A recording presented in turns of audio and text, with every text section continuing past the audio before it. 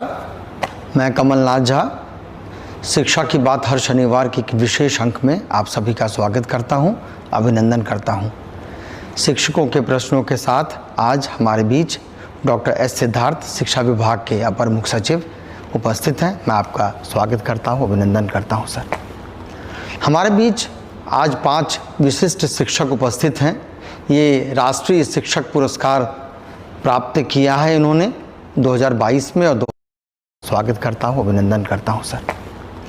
हमारे बीच आज 5 विशिष्ट शिक्षक उपस्थित हैं। ये राष्ट्रीय शिक्षक पुरस्कार प्राप्त किया है इन्होंने 2022 में और 2023 में।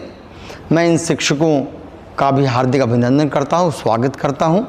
इन्होंने अपने कुछ प्रश्नों के साथ सर के साथ बात करेंगे।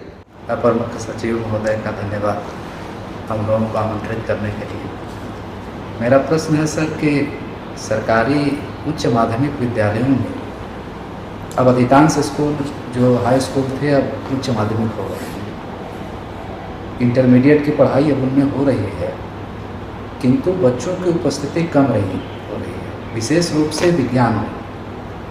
मैं समझता हूँ कि उसके कई कारण हैं।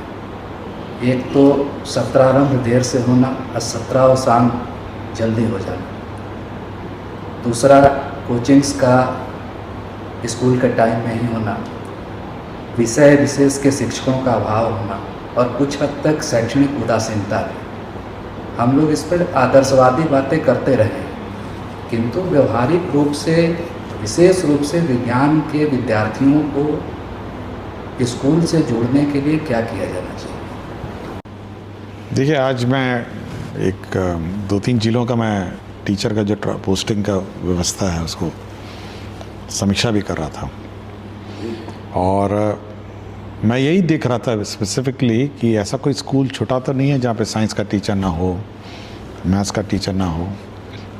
तो ये हम लोग बहुत कोशिश में हैं कि ऐसा कोई स्कूल ना हो जहाँ पे साइंस, विज्ञान, मैथ्स या कोई हिंदी, सोशल स्टडीज़ और ये सब जितनी भाषाओं का है और जो कंपलसरी है, ये टीचर वहाँ मिसिंग ना रहे। यदि मिसिंग भी होते हैं तो बगल के स्कूल का डेपुटेशन या कुछ उस व्यवस्था से हम लोग उसको कोशिश करना चाहेंगे। तो ये हम लोग एडमिनिस्ट्रेटिवली हम लोग इसको पहले टैकल करते हैं। दूसरा है कोचिंग वाला अभी भी बड़ा मेस है। मतलब ये कोचिंग का जो व्यवस्था है कि स्कूल टाइमिंग में ही बच्चे कोचिंग ले रहे हैं, ये अभी भी चिंता का विषय है। और मैं बार बार बोला भी हूँ कि स्कूल टाइमिंग में सरकारी जो स्टूडेंट और टीचर है वह कोचिंग संस्था में नज़र नहीं आएगा और इस बार हम लोग कार्रवाई कर देंगे। तीसरा है, हम लोग ने अब आफ्टर द वेकेशंस हम लोग बायोमेट्रिक अटेंडेंस भी शुरू कर रहे हैं ऑफ स्टूडेंट्स। इसलिए स्टूडेंट्स को ये कंपल्शन भी रहेगा कि अब उनको बायोमेट्रिकली उनको रिकॉर्ड कर रहे हैं। ऐसा नहीं है कि वो केवल कागज़ में लिख दिया प्रेजेंट और 4 दिन बाद आए हैं सब में प्रेजेंट मार्क कर दी। तो ये बायोमेट्रिक अटेंडेंस भी स्टूडेंट की शुरू होने वाली है। हम लोग वो व्यवस्था पे काम कर रहे हैं।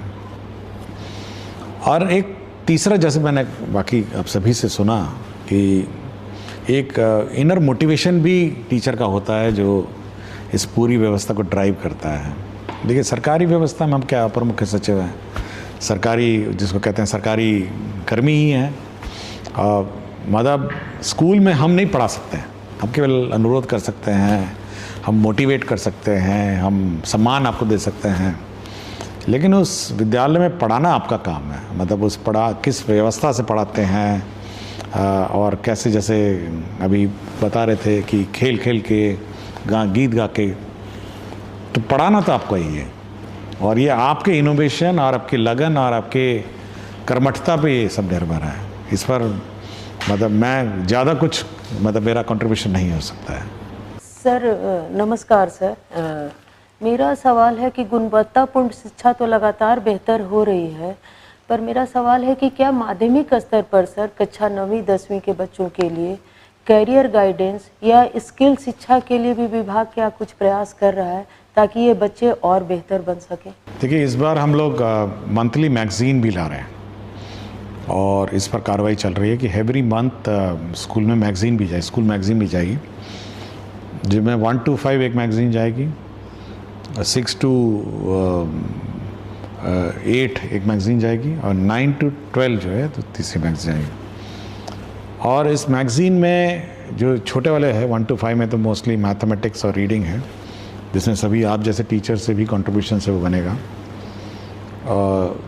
जो 6 to 8 है और 9 to 12 है वो बेसिकली सब्जेक्ट और कैरियर ओरिएंटेड होगी। थोड़ा मतलब धीरे धीरे, मतलब अचानक कैरियर तो नहीं बन सकता किसी का, तो धीरे धीरे उसको हम लोग पुश करेंगे कि साइंस में इंटरेस्ट है, मैथ्स में इंटरेस्ट है, रीडिंग में इंटरेस्ट है, हिस्ट्री में इंटरेस्ट है। तो इसलिए हम लोग सोच रहे हैं कि हम लोग जो कार्रवाई अब कर रहे हैं तो जो मंथली मैगज़ीन है वो लाइब्रेरी में होगी ऑब्वियसली, और हम लोग ये उम्मीद करते हैं कि सभी स्टूडेंट्स जब लाइब्रेरी में जाएंगे इस मैगज़ीन्स को पढ़ेंगे, इस पर चर्चा क्लास में होगी और हर महीने होगी तो अपडेटेड होगा।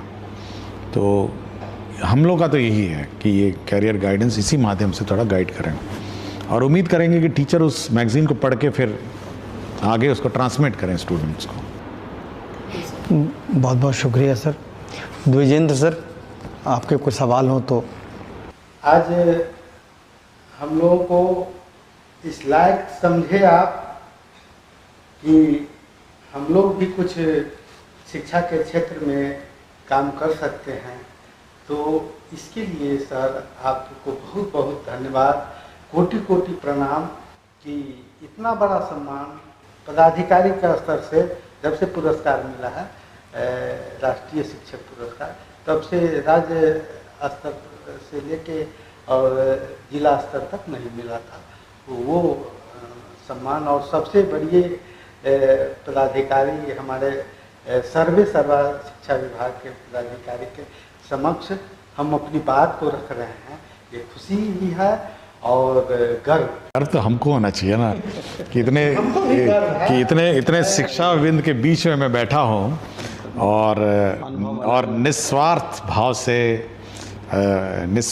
से जो बच्चों की पढ़ाई करवाते हैं, मतलब हम लोग तो ये इतने सारे गाइडलाइंस तो कभी दिए नहीं, और एक निस्वार्थ भाव से जो अपने स्व प्रेरित होकर बच्चों को जो ज्ञान देते हैं, मतलब इसके लिए तो मैं सभी का नमन करता हूँ। सर मेरा प्रश्न है, गुणवत्तापूर्ण शिक्षा में मेरा मानना है कि शिक्षक, छात्र और अभिभावक, ये तीन जो कड़ी है, इसका जुड़ाव जितना कस के होगा, फेविकॉल से हो या फेविक्विक से हो जुड़ाव, उतना ही शिक्षा में गुणात्मक सुधार होगा, बेहतर समाज का निर्माण होगा और अन्य का हस्तक्षेप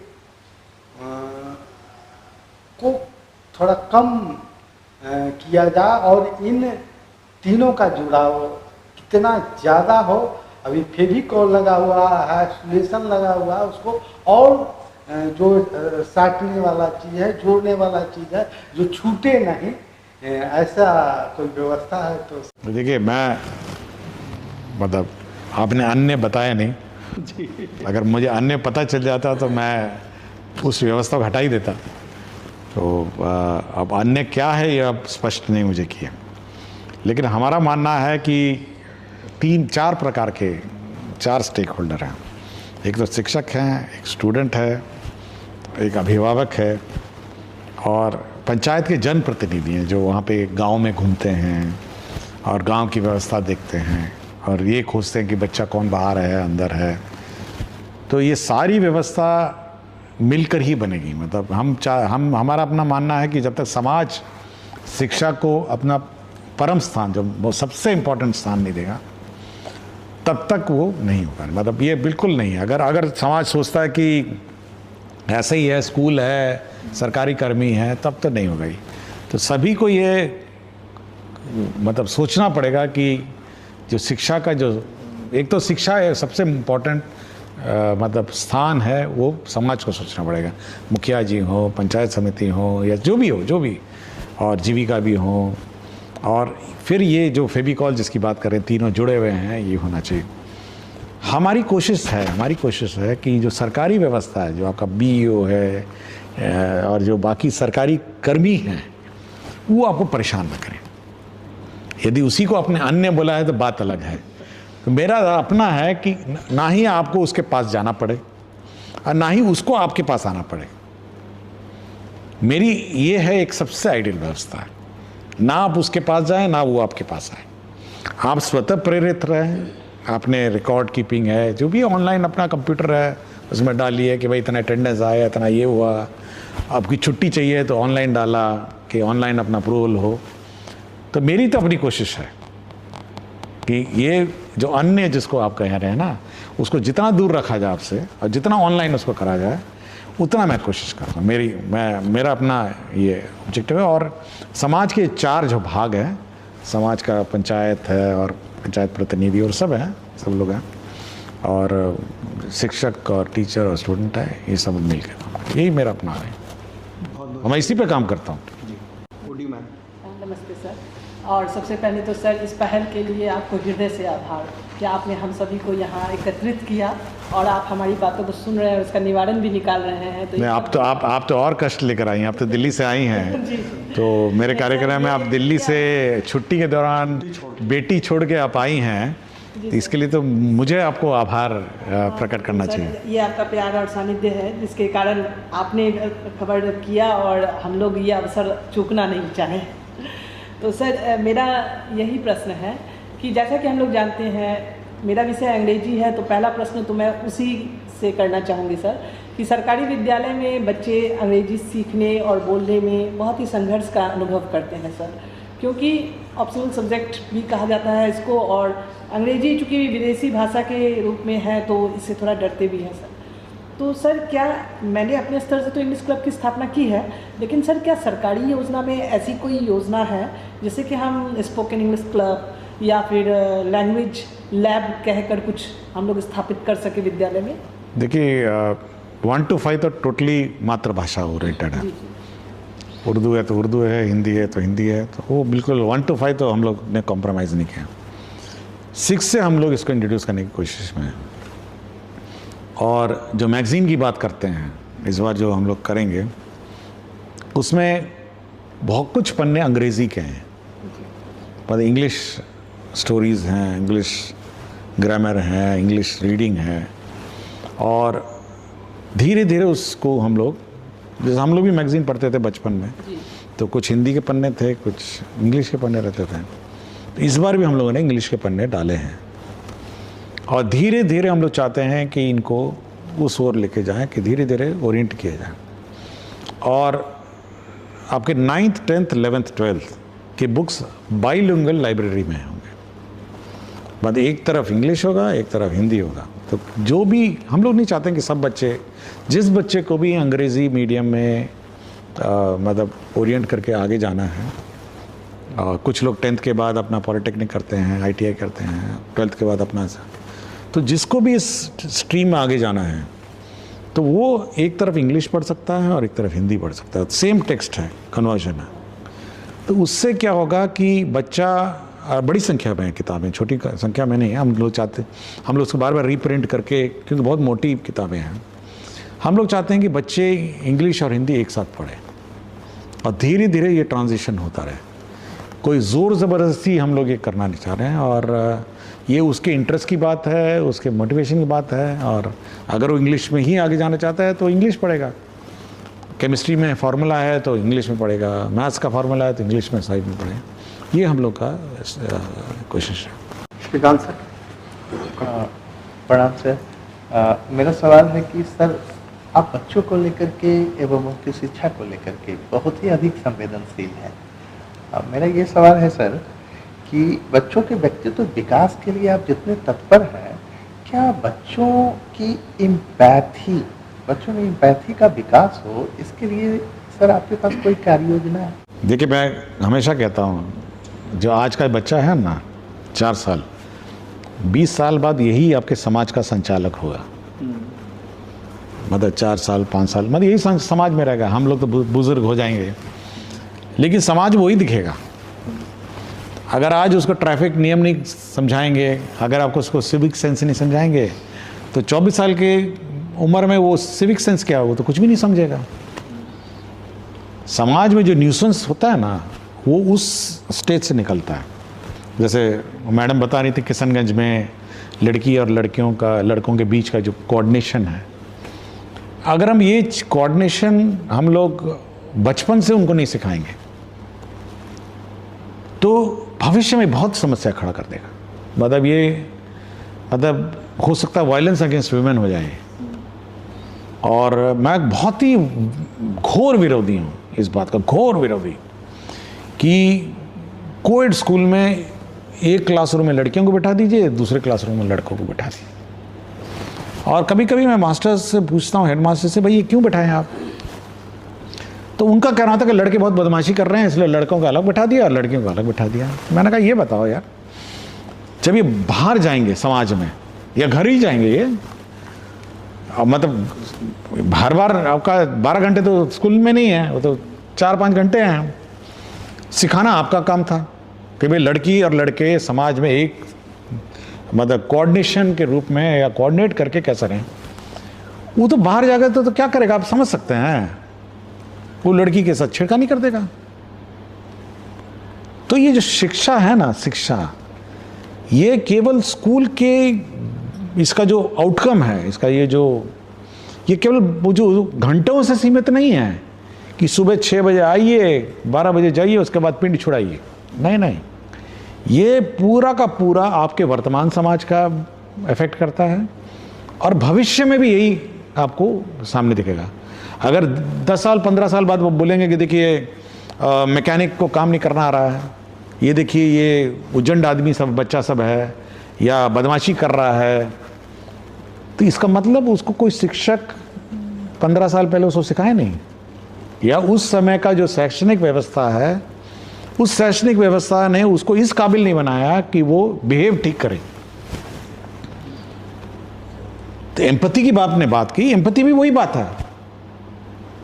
तो हम इस 6 घंटे में यह बहुत उम्मीद करते हैं, हम तो कुछ ज़्यादा ही उम्मीद करते हैं कि इसी बीच आपको शैक्षणिक कार्य उसको समझाना है, उसको सिविक सेंस भी समझाना है, उसको डिसिप्लिन भी समझा। आप किताबें देखी होंगी, इस बार किताबें मैंने ही डिज़ाइन किया, कवर मैंने डिज़ाइन किया है, जो आगे और पीछे की कवर मैंने डिज़ाइन किया है। तो लोग पूछे कि क्यों, मैंने कहा उसको ट्रैफिक लाइट सिखाने के लिए उसमें ट्रैफिक लाइट लिखे हुए हैं, उसमें क्यू में खड़े हुए ये लिखा है कि भाई आप कतार में खड़े होइए, ये लिखा है उसमें, हॉर्न मत बजाइए, ये लिखा है उसमें। मैंने कहा भाई आप समाज में सिविक सेंस, वातावरण को साफ रखें, ये बने हुए चित्र आप नोटबुक को नोटिस नहीं किए होंगे कवर पेजों में, वो कवर पेज मैंने डिजाइन किए हैं। किताब का कंटेंट अलग है, कवर मैंने किया है, एक एक चीज उसका, कि बच्चे को चाहे किताब पढ़े नहीं पढ़े लेकिन ये कवर पेज तो पढ़ ले। समाज में एक सभ्य सिविक सेंस वाला व्यक्ति कम से कम रहे। ट्रैफिक लाइट है, उसमें बहुत कुछ है, पढ़िएगा देखिएगा, हाथ धोने का है, बहुत कुछ है उसमें। तो ये सारा का सारा जो व्यवस्था है, शैक्षणिक व्यवस्था, ये केवल किताब के अंदर वाली पन्ने नहीं है, इसके अलावा बहुत कुछ है। एम्पैथी है, सिविक सेंस है, लड़का लड़की को इज्जत दे, सम्मान दे, यह भी है, यह भी बहुत इंपॉर्टेंट है। और ये स्कूल व्यवस्था को ही सिखाना है।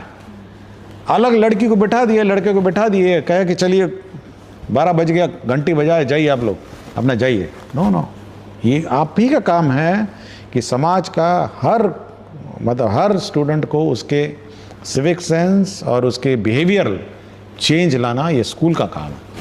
मैं व्यक्तिगत रूप से अपने शिक्षा विभाग और बिहार विद्यालय परीक्षा समिति के बीच सामंजस्य का अभाव देखता हूँ।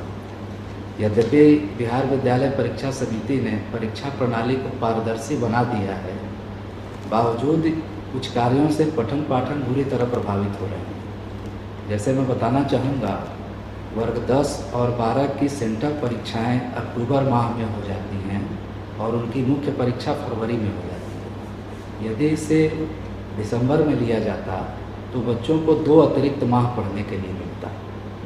यद्यपि यह कहा जाता है कि बच्चे विद्यालय आएँ, परंतु जब से हम लोग भी पढ़े हैं, सेंटर परीक्षा के बाद विद्यार्थी बहुत कम आते हैं विद्यालय। दूसरी चीज़ है, रजिस्ट्रेशन 9th के और 11th के ऐसे समय में शुरू किए जाते हैं जब बिल्कुल पढ़ाई का पीक आवर होता है। यह हमारा समर वेकेशन के बाद जो खुलेगा अगस्त। आप सर विद्यालयों में शिक्षकों के माध्यम से ही यह कार्य कराए जाते हैं। नॉन टीचिंग स्टाफ बहुत कम है या तो नहीं है, तो एक पूरा का पूरा सिस्टम उसमें लग जाता है। इससे समय की भी बर्बादी होती है और हमारे पढ़ाई का महत्वपूर्ण समय खराब हो जाता है। वर्ग 11 के नामांकन की जो प्रक्रिया है यह बहुत विलम्ब से शुरू होती है और इसमें बहुत सारे स्थानीय बच्चे जो हैं या उसी विद्यालय के बच्चे दूर दराज के क्षेत्रों में चले जा रहे हैं।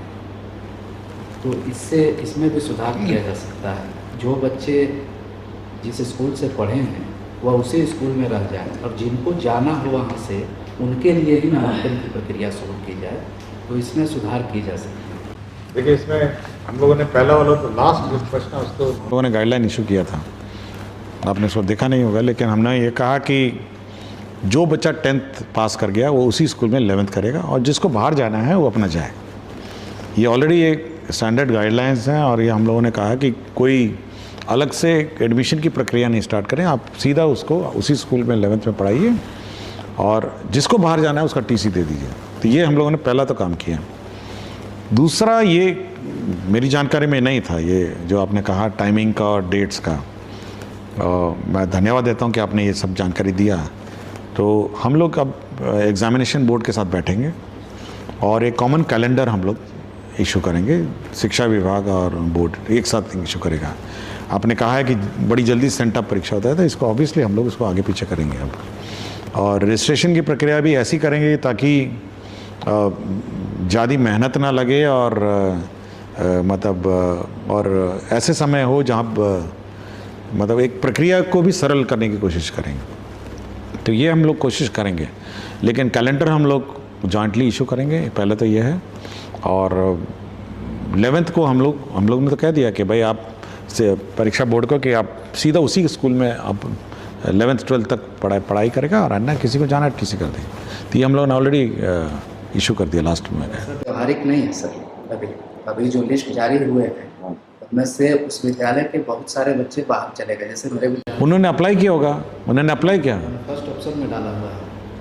अच्छा, ये हम देख लेते हैं, हो सकता है कि उन्होंने वो मेरिट मैं इसको चेक करता हूँ, मैं आई जस्ट चेक। एक प्रश्न और था सर कि हमारे यहाँ 2400 बच्चियाँ हैं और 28 सेक्शन हैं। मैं कई स्तरों पर इसकी बात कर चुका हूँ और हमारे यहाँ मात्र 21 शिक्षक हैं।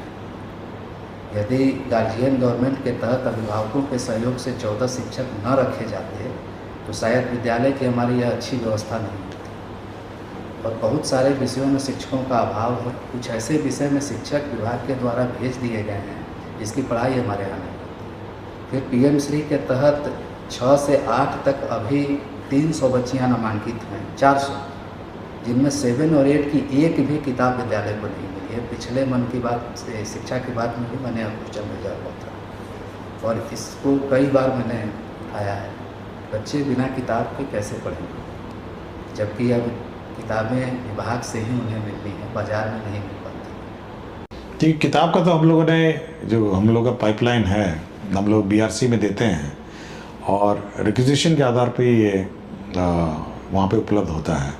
अब किस कारण से नहीं हुआ है ये मैं चेक करूँगा, ये आई चेक इट अप। और जहाँ तक जो असमंजसता मतलब इंटर स्कूल डिसबैलेंस है, तो हम लोगों ने एक अलग से एक जिला स्तर पर डीएम की अध्यक्षता में एक स्थापना समिति का गठन किया है और जहाँ जहाँ पर पीएम श्री, विशेषकर जो पीएम श्री है या सेंटर फॉर एक्सीलेंस, बहुत सारे स्कूल्स हैं, आइडियल स्कूल्स हैं, तो वहाँ पे हम लोगों ने लोकल पावर वेस्ट किया हुआ है जिसमें डीएम अध्यक्ष हैं कि आप ऐसे जहाँ जहाँ टीचर की कमी है वो आप वहाँ पे ट्रांसफ़र कर सकते हैं विद इन द डिस्ट्रिक्ट। हम लोग का है कि विद इन द डिस्ट्रिक्ट जिला स्थापना समिति करेगी और इंटर डिस्ट्रिक्ट हमारा डायरेक्टरेट करेगा। तो अभी तो सब ट्रांसफ़र में होंगे, तो जब आप स्कूल में जाएंगे तो जो जो स्कूल के टीचर्स और जो जो सब्जेक्ट्स के टीचर मिसिंग हैं, तो जिला स्थापना समिति इसको कोऑर्डिनेट करके वापस अपने अपने जगह पे डालेंगे। और अगर आपको 14 टीचर्स चाहिए भी होंगे तो किसी स्कूल से आपको ट्रांसफ़र करके इसको पोस्ट कर देंगे। तो डिस्ट्रिक्ट स्थापना समिति जो डीएम की अध्यक्षता में है, जिसमें डीडीसी मेंबर हैं और डीईओ उसके मेंबर सेक्रेटरी हैं, तो ये नॉर्मलाइजेशन व्यवस्था विद इन द डिस्ट्रिक्ट करेंगे। मेरा एक विज्ञान शिक्षिका हूँ, तो विज्ञान से ही जुड़ा हुआ सवाल है सर। विज्ञान में तो अभी बिहार में काफ़ी अच्छा बदलाव भी हुआ है सर, गतिविधि आधारित शिक्षण भी हो रहा है, बच्चे सीख भी रहे हैं। उसी में सर एक इंस्पायर अवार्ड मानक के अंतर्गत बच्चे अपने आइडिया भेजते हैं। तो सर बच्चों के आइडिया तो सेलेक्ट हो जाते हैं, पर उस आइडिया पे बेहतर प्रोटोटाइप बना पाए, तो क्या सरकार बेहतर प्रोटोटाइप बच्चों के बनवाने के लिए क्या कुछ प्रयास मतलब विभाग के द्वारा किया जा रहा है सर? उसमें क्या चाहिए आपको, मतलब आपको कोई फंड्स चाहिए या क्या? मेरा जो खुद का सो, मैं कई स्तर पे इस पे मतलब जब जहाँ मुझे बुलाया गया तो उस पर चर्चा भी किया। मैं सर जैसे मेरा खुद का सुझाव है कि जैसे बच्चों के जब प्रोटोटाइप आइडिया सेलेक्ट हो जाते हैं, तो हर जिले में सर कहीं ना कहीं पॉलीटेक्निक और इंजीनियरिंग कॉलेज तो हैं सर। तो अगर एक जैसे विभाग से इस तरह का लेटर निकले कि उनके जिस ज़िले से बच्चे हैं जिनके आइडिया सिलेक्टेड हैं, उस इंजीनियरिंग कॉलेज से उनके आइडिया के लिए संवर्धन हो जाए कि ये कैसे उस पर प्रोजेक्ट बना सकते हैं, प्रोटोटाइप बना सकते हैं, तो बच्चे बेहतर प्रोटोटाइप बनाएंगे सर। आपका आइडिया मैंने स्वीकार किया और मैं सभी को चिट्ठी भी लिखूंगा और जो भी इंस्पायर जो चाइल्ड हैं उस प्रोटोटाइप डेवलपमेंट के लिए पैसा भी अलग से रिएलोकेट कर 10,000 रुपया हाँ देती है, ठीक है, उसी से। हाँ, आइडिया बनाने के लिए ही देती है। एक चीज़ और कहना था कि सर आइडिया भी जैसे बहुत बार मैं देखती हूँ, बहुत सारे शिक्षक इस बीच कॉल भी करते हैं, जब अभी 15 से सर ओपन हो गया है आइडिया भेजने के लिए, तो बहुत बार शिक्षक भेज देते हैं, जैसे जो टीएलएम बनाते हैं बस वही लिख करके भेज देते हैं। तो अगर प्रखंड स्तर तक, स्टेट से होते हुए प्रखंड स्तर तक, जैसे प्रखंड पे भी कोई ना कोई तो टीचर विज्ञान में अच्छा होगा, कोई राजकीय स्तर पे अच्छा है, कोई राष्ट्रीय स्तर पे अच्छा है, इवन पीबीएल के थ्रू सर भी बहुत सारे प्रखंड लेवल पे अच्छे टीचर हैं। तो शिक्षकों के आइडिया संवर्धन के लिए ब्लॉक लेवल पे भी जैसे इस तरह का एक शिक्षकों को के लिए आइडिया संवर्धन के लिए किया जाए, ताकि वो उन बच्चों से आइडिया भी अच्छे आएँ, ताकि बिहार आगे बढ़े। और टॉप 60 में बच्चे जो नहीं आ पाते हैं सर, तो आपके प्रयास से ये 2 कार्य अगर होगा तो प्रोटोटाइप भी बेहतर बनेंगे और आइडिया भी बेहतर आएंगे सर। आपका शुक्रिया कि आपने बच्चों को एनसीईआरटी दे करके उसको कम्पिटिटिव बनाया। नहीं, हमारा ये है कि जो हमारे बच्चे हैं वो वही किताब पढ़े जो पूरे देश में सब पढ़ते हैं। और ये भेदभाव नहीं होना चाहिए कि वो लेवल यहाँ पे हैं हमारी किताबें। तो हमारा ये था कि मतलब एक मतलब स्तर जो है बच्चे का, शैक्षणिक स्तर पूरे देश में एक होना चाहिए और हमारे बच्चे किसी भी लेवल से कम नहीं होने चाहिए, इसीलिए एनसीईआरटी की किताब है। उसमें हमारे बिहार के सरकारी विद्यालय के बच्चों को एक समस्या है कि बिहार के बगल में मतलब बंगाल किधर है या फिर कर्नाटक किधर है या पाकिस्तान किधर है, उनको नहीं पता है, क्योंकि उनके पास मानचित्र या एटलस नहीं है। तो सर अगर उन बच्चों को आपने इतनी किताबें दी, इस बार लाइब्रेरी में आपकी एटलस है और डिक्शनरी है और आपको कंपलसरी लेना है एटलस रीडिंग क्लास। वो मैं इसलिए सर्कुलर ने इशू किया कि अभी पहुंच ही रही होंगी वो, तो आपको एटलस रीडिंग क्लास भी लेनी है, मतलब as part of the regular curriculum, कि वो एटलस सबके पास रहेगी, सब बच्चे एटलस देखेंगे और फिर मानचित्र को आपको पढ़वाना है पूरा, और पूरा मानचित्र प्रैक्टिस करवाना है। Thank you sir. Thank you. मैं ये आइडिया पहले ही मैं कर चुका हूँ। अब पिछले साल जो किट में सामान गया था सर, बच्चों की कॉपी में भी वो एटलस वो बने हुए थे। सरकारी विद्यालय पर सरकार बहुत आवश्यकता से ज़्यादा धन खर्च कर। हाँ, ये बात सही है। अगर हम पूरा बजट को बच्चों की संख्या से मतलब डिवाइड करें तो किसी भी हालत में सबसे अच्छे प्राइवेट स्कूल में जो फीस है उससे बहुत अधिक हम लोग खर्चा करते हैं सर, अधिक धन खर्च, क्योंकि हमारा सैलरी स्ट्रक्चर बहुत है, प्राइवेट स्कूल में कम देते हैं। हाँ, इसलिए जब सब कुछ टोटल कर दीजिए, स्कॉलरशिप, साइकिल, यूनिफॉर्म, सब कुछ जोड़ दीजिए और फिर बच्चों की संख्या से डिवाइड करिए, तो हमारा जो खर्चा है पर चाइल्ड वो प्राइवेट स्कूल से ज़्यादा है। सर ये सरकार खर्च कर रही है और हमारे एसीएस साहब भी इतने गंभीर हैं इस मुद्दे पर।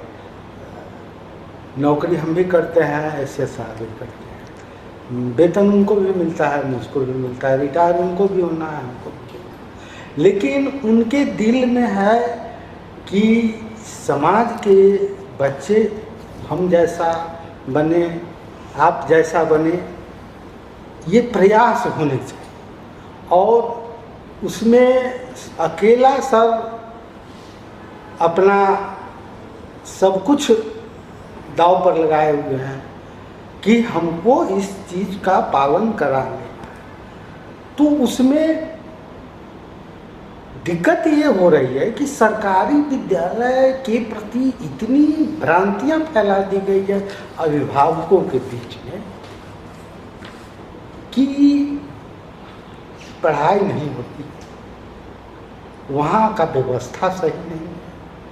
प्राइवेट स्कूल में बढ़िया पढ़ाई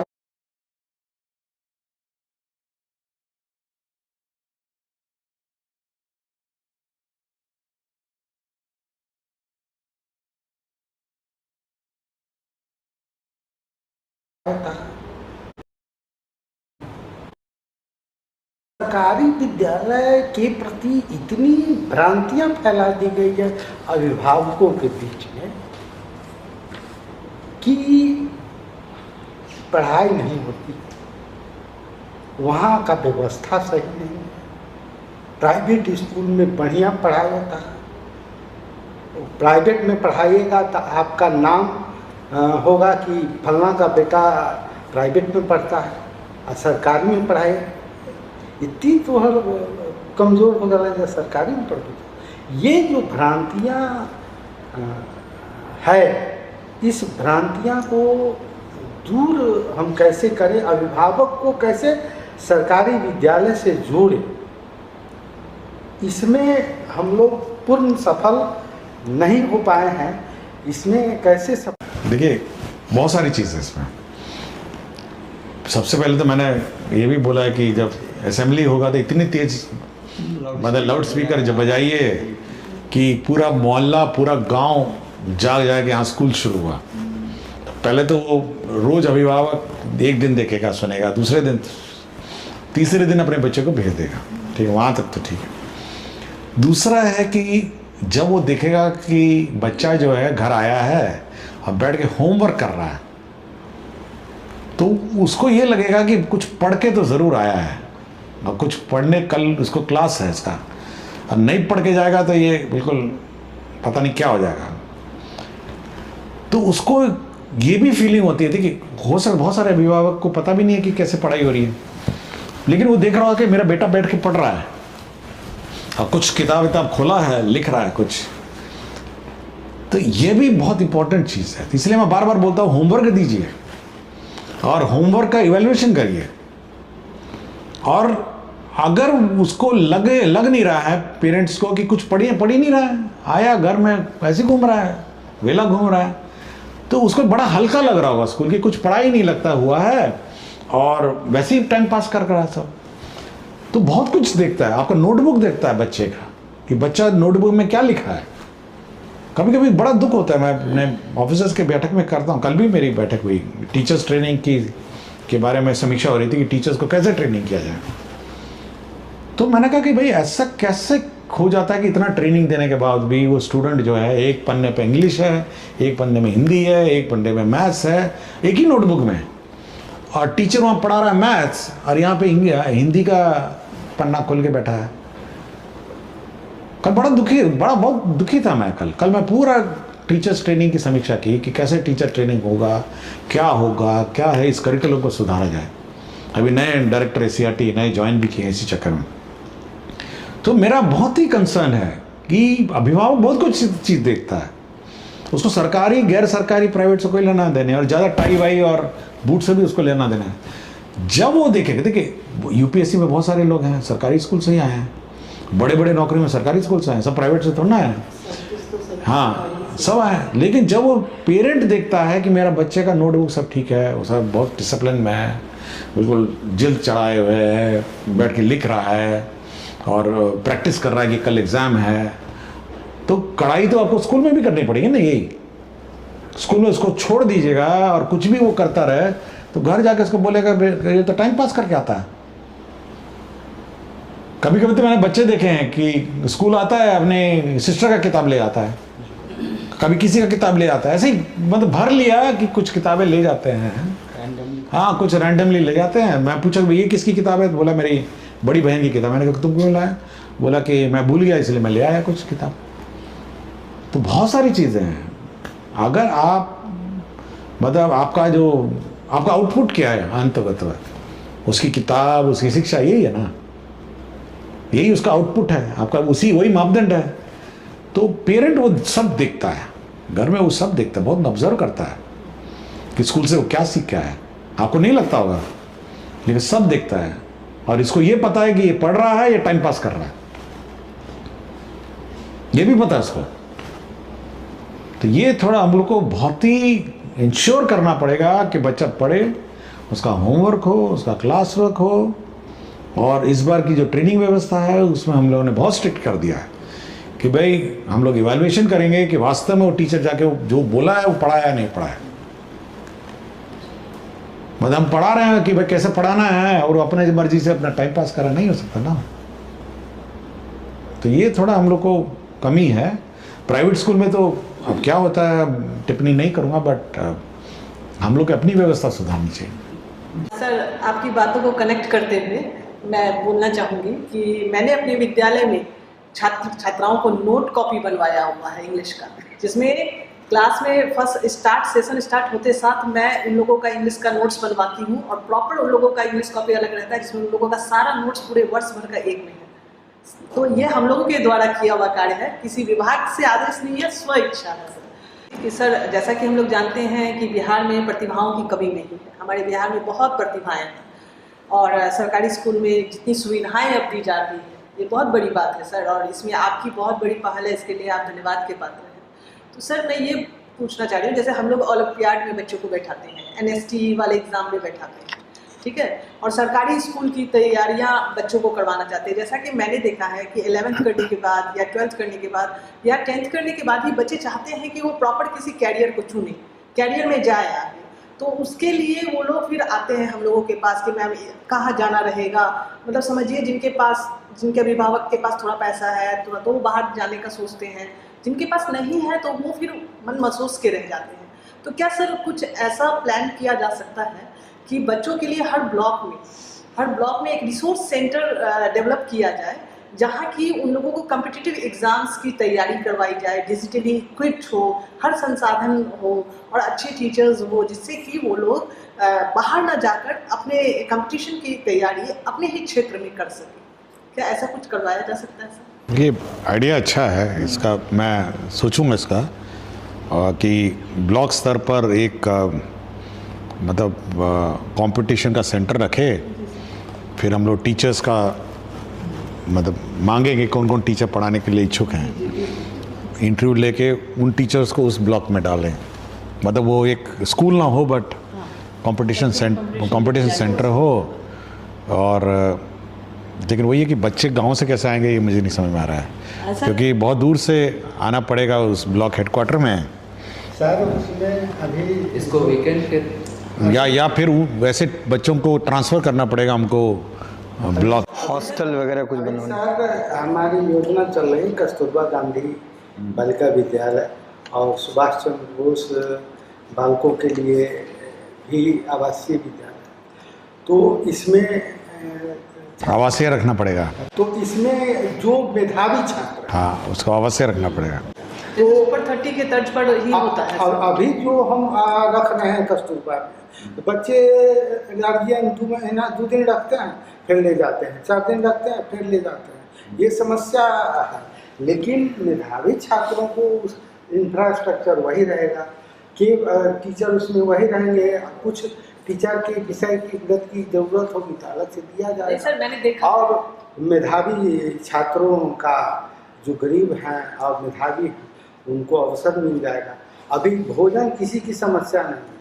पहले ये जान करके कस्तूरबा खोला गया था कि भोजन नहीं है, कपड़ा नहीं है, तो सरकार तो विद्यालय में भोजन भी दे रही है, कपड़ा भी दे रही है, पैसा दे रही है, कलम दे रही है, किताब दे रही है, सैनिटरी पैड का पैसा दे रही है, सब कुछ आपके माध्यम से सरकार नहीं कोशिश करते हैं ये एक बार, क्योंकि ये कहीं मुझे पहले भी सुझाव आया था कि ब्लॉक स्तर पर 538 ब्लॉक में मतलब मेधावी स्टूडेंट के लिए कैरियर गाइडेंस और कैरियर कोचिंग के लिए मतलब सेंटर मेडिकल का अलग हो, इंजीनियरिंग का अलग हो, ये मैं इसको हम लोग वर्कआउट करते हैं, क्योंकि टीचर्स फिर हम लोग फिर इंटरव्यू से करके ले लेंगे। ब्लॉक में जो अच्छे स्कूल हैं, बड़े स्कूल हैं आपके ब्लॉक में, अच्छे टीचर्स भी हैं, बहुत सारे तो हमारे यूपीएससी लिख के लौटे हैं और बीपीएससी लेके लौटे हैं, तो उससे ज़्यादा थोड़ा ना कोचिंग इंस्टीट्यूट के टीचर्स हैं, ये तो बहुत अच्छे अच्छे टीचर्स हैं, तो उनको ऑप्शन दे दिया जाएगा, वो वैसे ही ब्लॉक मुख्यालय में आके पोस्टिंग हो जाएगा।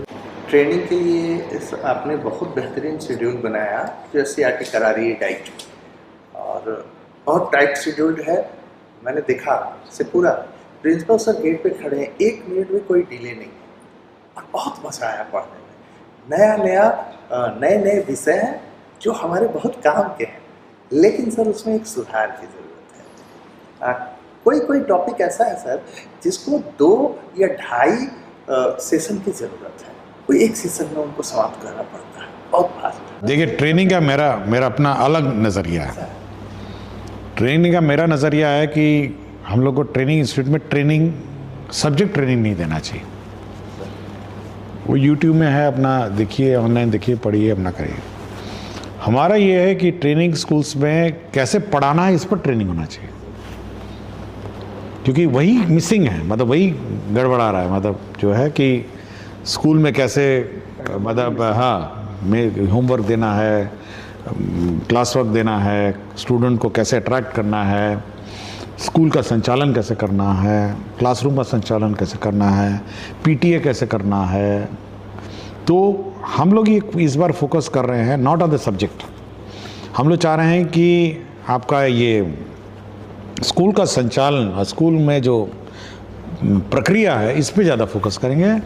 और जहाँ तक सब्जेक्ट का कंटेंट है यूट्यूब में है, हम लोग यूट्यूब लिंक दे देंगे आपको, ऑनलाइन पढ़ लीजिए जाके, क्योंकि बैठ के सब्जेक्ट नहीं पढ़ा सकते हैं, वो तो ऑलरेडी आप पढ़े हुए हैं, और नए नए सब्जेक्ट है अपना नया यूट्यूब में पढ़िए। तो ये थोड़ा हम लोगों को इस बार फोकस चेंज कर रहे हैं और कोशिश कर रहे हैं कि क्वालिटी ऑफ एजुकेशन कैसे इम्पार्ट की जाए, किताब है तो उसको इम्पार्ट कैसे किया जाए, उस पर ज़्यादा हम लोग का फोकस है इस बार। और सब्जेक्ट तो हम लोग उम्मीद करते हैं कि आप लिंक से पढ़ेंगे और जो ऑनलाइन क्लासेस है उसको अटेंड करेंगे। हम लोग मैं विशेषकर सबको अपना आभार प्रकट करता हूं कि बहुत दूर दूर से सब आए, और बहुत ही सम्मानित शिक्षक हैं और अवार्ड विनिंग शिक्षक हैं, मुझे बहुत अच्छा लगा, और मैं काफ़ी देर सुनता भी रहा। मैं आज एक तरफ़ा काफ़ी सुना मैं, और ये मेरे लिए ज्ञानवर्धक रहा, और मैं सभी का अपना आभार व्यक्त करता हूँ। और मैं चाहूँगा कि इनकी जो बातें हैं, जो भी हमारे शिक्षक सुन रहे हैं, इसको एक मार्गदर्शन के रूप में लें और अपने अपने स्कूल में व्यवस्था को सुधारेंगे। धन्यवाद, बहुत बहुत धन्यवाद। फिर हम अगले अंक में शिक्षा की बात हर शनिवार के अगले अंक में फिर उपस्थित होंगे। आपका धन्यवाद, बहुत बहुत धन्यवाद।